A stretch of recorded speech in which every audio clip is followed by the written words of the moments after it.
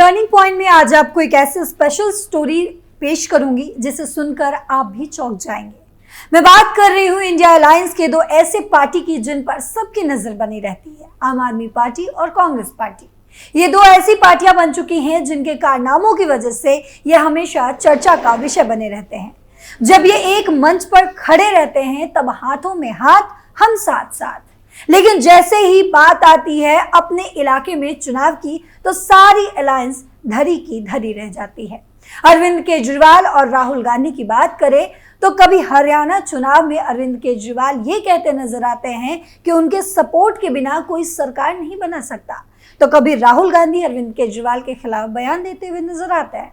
यानी दोनों में जो कोल्ड वॉर चल रहा है वो साफ साफ नजर आ रहा है। तो कैसे चुनाव आते ही अरविंद केजरीवाल और राहुल गांधी की दोस्ती में आ चुका है टर्निंग पॉइंट, बताएंगे आपको अपने खास शो में। नमस्कार, आप देख रहे हैं कैपिटल टीवी, मैं हूं आपके साथ पल्लवी सिंह।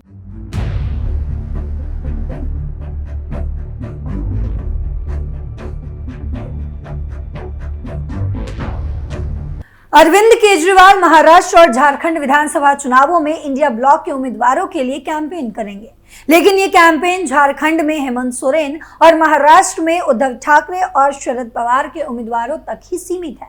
मतलब केजरीवाल का कैंपेन कांग्रेस उम्मीदवारों के लिए तय नहीं है। आम आदमी पार्टी ना तो महाराष्ट्र विधानसभा चुनाव में हिस्सा ले रही है और ना ही झारखंड विधानसभा चुनाव में, लेकिन अरविंद केजरीवाल दोनों ही राज्यों में इंडिया ब्लॉक के लिए कैंपेन जरूर करेंगे। अरविंद केजरीवाल का ये कैंपेन भी लोकसभा चुनाव जैसा ही होगा, लेकिन दोनों में थोड़ा सा एक फर्क होगा, और ये फर्क थोड़ा नहीं बड़ा होगा। लोकसभा चुनाव में अरविंद केजरीवाल ने इंडिया ब्लॉक के लिए कैंपेन किया था, लेकिन इस बार ऐसे लक्षण नजर आ रहे हैं जिससे मालूम होता है कि वो कांग्रेस उम्मीदवारों के लिए चुनाव प्रचार नहीं करेंगे। यानी इंडिया ब्लॉक के लिए तो कैंपेन करेंगे, लेकिन उसमें से वो कांग्रेस को बाइकआउट कर रहे हैं। लोकसभा चुनाव में अरविंद केजरीवाल ने दिल्ली में कांग्रेस उम्मीदवारों के लिए रोड शो किया था। लोकसभा में केजरीवाल ने हेमंत सोरेन को किया था सपोर्ट। अरविंद केजरीवाल ने लोकसभा चुनाव में हेमंत सोरेन की पत्नी कल्पना सोरेन के साथ जमशेदपुर में संयुक्त रैली की थी और झारखंड के लोगों से मुख्यमंत्री की गिरफ्तारी का बदला लेने की भी अपील की थी।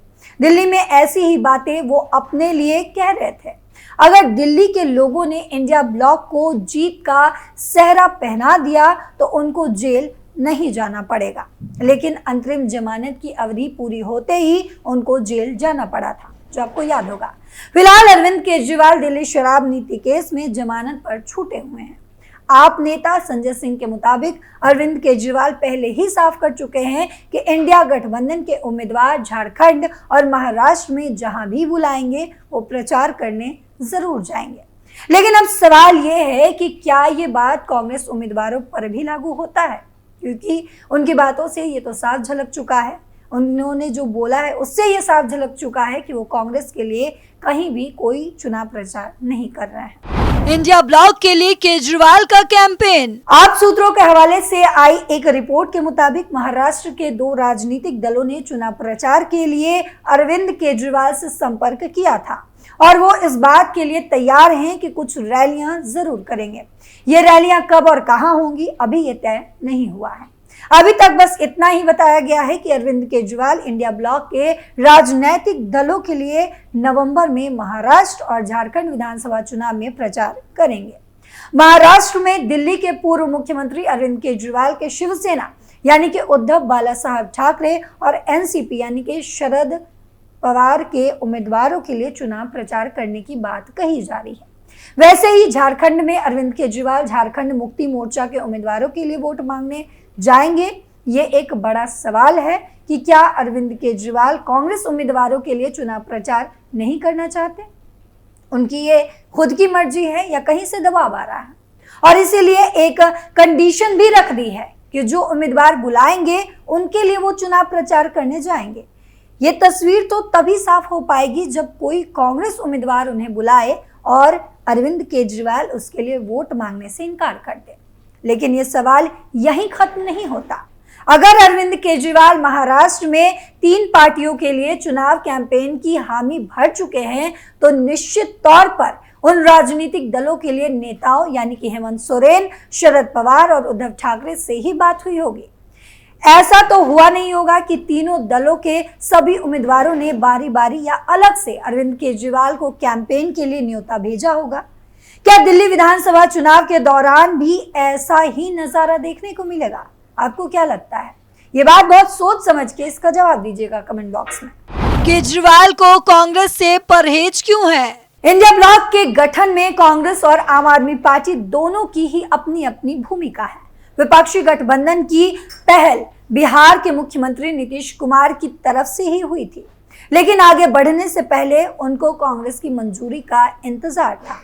कांग्रेस की मंजूरी के बाद गठबंधन खड़ा तो हुआ ही, इंडिया नाम भी मिला, लेकिन कांग्रेस के साथ आ जाने के बाद भी आम आदमी पार्टी की कमी महसूस की जा रही थी और ये कमी भी तभी पूरी हो पाई जब दिल्ली सेवा बिल पर आम आदमी पार्टी को साथ देने की सार्वजनिक घोषणा कांग्रेस ने की।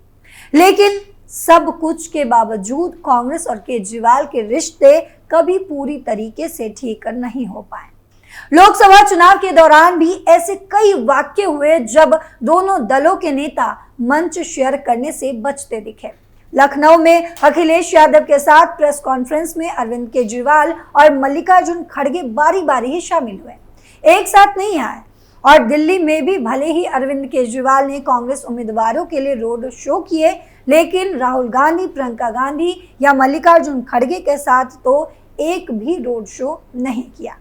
तो क्या अरविंद केजरीवाल अब कांग्रेस को किनारे कर इंडिया ब्लॉक में नई गुटबाजी कर रहे हैं? ये भी एक बड़ा सवाल है।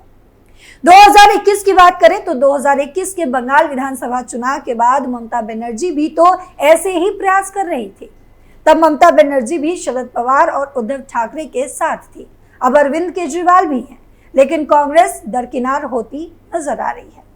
लोकसभा चुनाव में पहले के मुकाबले ज्यादा सीटें जीतने के बाद राहुल गांधी का कद काफी बढ़ गया है और अब तो वो लोकसभा में विपक्ष के नेता भी बन चुके हैं और इसके कारण प्रधानमंत्री नरेंद्र मोदी को चुनौती देने के मामले में राहुल गांधी से अरविंद केजरीवाल पिछड़े हुए नजर आ रहे हैं। इंडिया गठबंधन के प्रभाव वाले राज्यों में कांग्रेस को हाशिए पर धकेलने की मुहिम। इंडिया गठबंधन वाले राज्यों में जिस तरह कांग्रेस को हाशिए पर धकेलने का प्रयास हो रहा है, उस तरह का प्रयास दिल्ली में भी होना तय है।